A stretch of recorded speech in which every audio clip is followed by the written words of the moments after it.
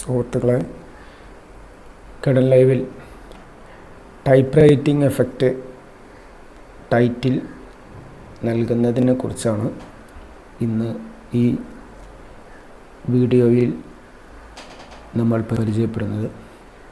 അതിനുവേണ്ടി application sound and video കടൽ live എന്ന ക്രമത്തിൽ കടൽ ലൈവ് ഓപ്പൺ ചെയ്യുന്നു.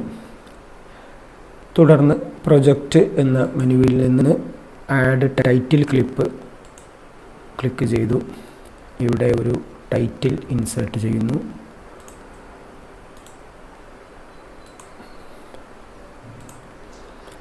ടി എന്ന ടെക്സ്റ്റ് ടൂൾ എടുത്ത് ക്ലിക്ക് ചെയ്ത് ടെക്സ്റ്റ് എന്നത് ബാക്ക് സ്പേസ് അടിച്ച് ഒഴിവാക്കിയതിന് ശേഷം ഇവിടെ പേസ്റ്റ് ചെയ്തു.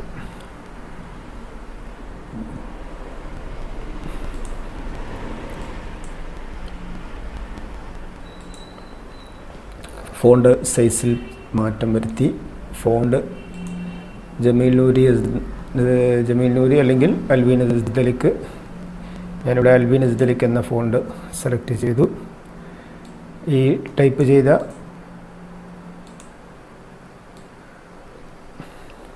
വാക്കിനെ യഥാക്രമം ക്രമീകരിച്ചു. പേജിൻ്റെ മധ്യഭാഗത്തേക്ക് മാറ്റി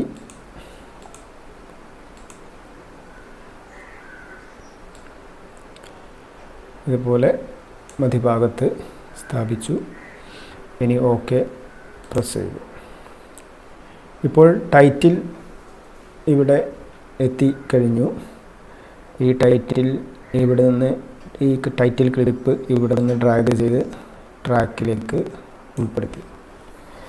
ഇനി ചെയ്യേണ്ടത് ഈ മുകളിലെ ട്രാക്കിൽ ഒരു കളർ ക്ലിപ്പ് ഇൻസേർട്ട് ചെയ്യുന്നു. അതിനുവേണ്ടി പ്രൊജക്റ്റ് മെനുവിലെ ആഡ് കളർ ക്ലിപ്പ് ഇവിടെ നിന്ന് തൽക്കാലം ഒരു ബാക്ക്ഗ്രൗണ്ടിൽ നിന്നും വ്യത്യസ്തമായൊരു കളർ സെലക്ട് ചെയ്തു. ഓക്കെ പ്രസ് ചെയ്തു.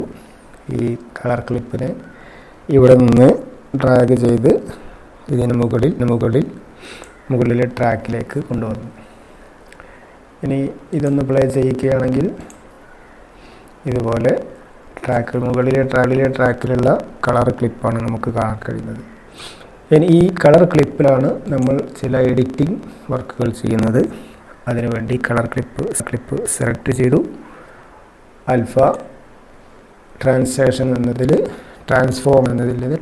ട്രാൻസ്ഫോം എന്ന ഓപ്ഷൻ ക്ലിക്ക് ചെയ്ത് ഡ്രാഗ് ചെയ്തു ഈ ക്ലിപ്പിലേക്ക് ഇൻസേർട്ട് ചെയ്തു.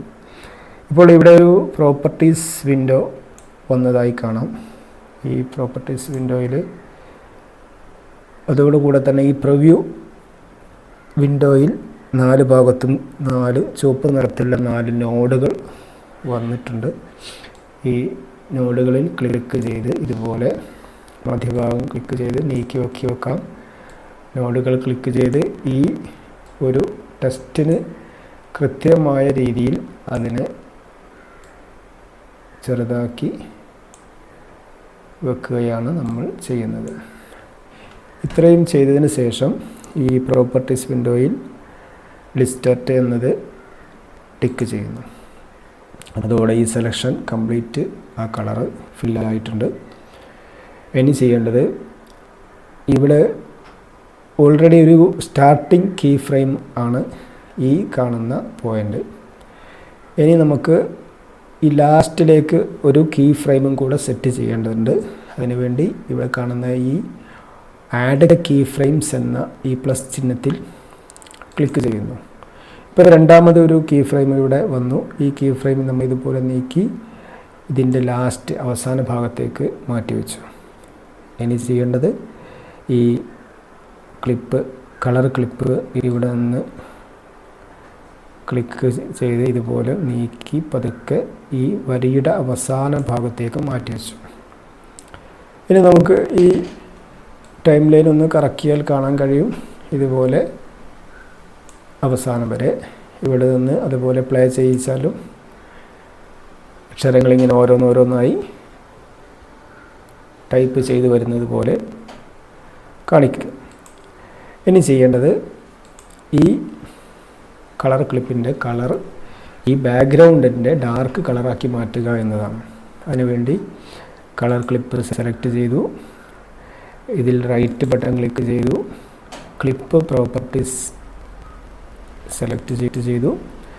ഇവിടെ ഈ ക്ലിപ്പ് പ്രോപ്പർട്ടീസിൽ ഒരു കളർ വിൻഡോ ഇവിടെ ക്ലിക്ക് ചെയ്ത് ഇതിൽ നിന്ന് നമുക്ക് ബ്ലാക്ക് കളർ സെലക്ട് ചെയ്യാം. ബ്ലാക്ക് സെലക്ട് ചെയ്യാൻ കാരണം ഈ ടെസ്റ്റ് ക്ലിപ്പിൻ്റെ കളർ ബ്ലാക്കാണ്, അതുകൊണ്ട് ബ്ലാക്ക് കളർ സെലക്ട് ചെയ്തു, ഓക്കെ പ്രസ് ചെയ്തു. ഇപ്പോൾ ഫുൾ ബ്ലാക്കാണ്, രണ്ട് വിൻഡോയും ബ്ലാക്ക്, രണ്ട് സ്ലൈഡും ബ്ലാക്ക് കളറിലേക്ക് മാറി. ഇനി നമുക്ക് ഈ ക്ലിപ്പൊന്ന് പ്രവർത്തിപ്പിച്ച് നോക്കാം.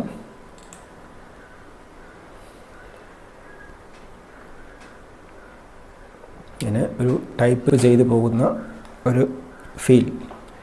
ഇനി ഇതിൻ്റെ കൂടെ ഒരു ടൈപ്പ് റൈറ്റിംഗ് സൗണ്ടും കൂടെ നമുക്ക് ഉൾപ്പെടുത്താം. അതിനുവേണ്ടി ഞാനിവിടെ ഡെസ്ക്ടോപ്പിലൊരു സൗണ്ട് ഡൗൺലോഡ് ചെയ്ത് വെച്ചിട്ടുണ്ട്. ആഡ് ക്ലിപ്പ് ക്ലിക്ക് ചെയ്തു. ഡെസ്ക്ടോപ്പിൽ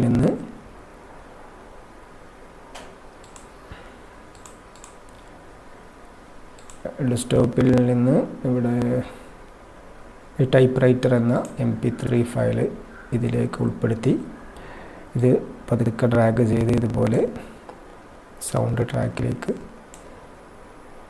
ഉൾപ്പെടുത്തുകയാണ് ചെയ്യേണ്ടത്. ഇതുപോലെ ഉൾപ്പെടുത്തി. ഇനി നമുക്കിതൊന്ന് പ്രവർത്തിപ്പിച്ച് നോക്കാം.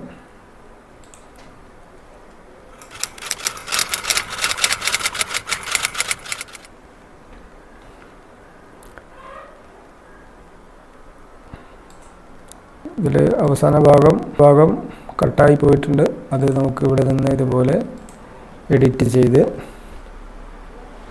ഇതിനെ ഫുൾ വ്യൂവിലേക്ക് മാറ്റുകയോ അല്ലെങ്കിൽ ഇതിൻ്റെ ഒരു കോപ്പി ഇവിടെ ഇൻസേർട്ട് ചെയ്യുകയോ ചെയ്യാം. ഇതുപോലെ ആവശ്യമില്ലാത്ത ഭാഗം, കൂടുതലായി വരുന്ന ഭാഗം ഇവിടെ നിന്ന് കട്ട് ചെയ്ത് ഒഴിവാക്കുകയും ചെയ്യാം. ഇനി ഇതൊന്ന് പ്ലേ ചെയ്യിക്കാം.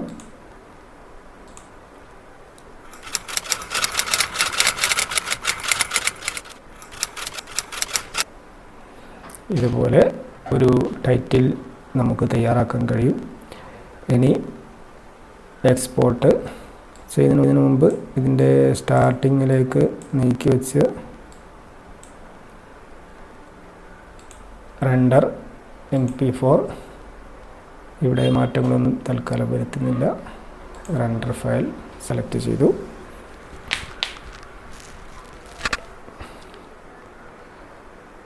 റെൻഡറിങ് പൂർത്തിയായാൽ ഈ ഹോമിലെ ഇതാണ് ഇതിൻ്റെ ലൊക്കേഷൻ. ഹോമിലെ ഇതുപോലെ ഒരു ഫോൾഡറിൽ അത് റെൻഡറായി വന്നു.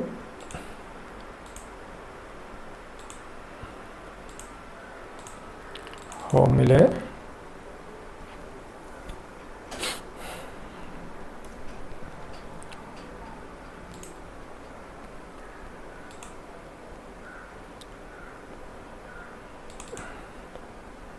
കിഡൻ ലൈവ് 24 വീഡിയോസ് എന്നതിൽ ഈ വീഡിയോ ആണ് നമ്മളിപ്പോൾ തയ്യാറാക്കിയ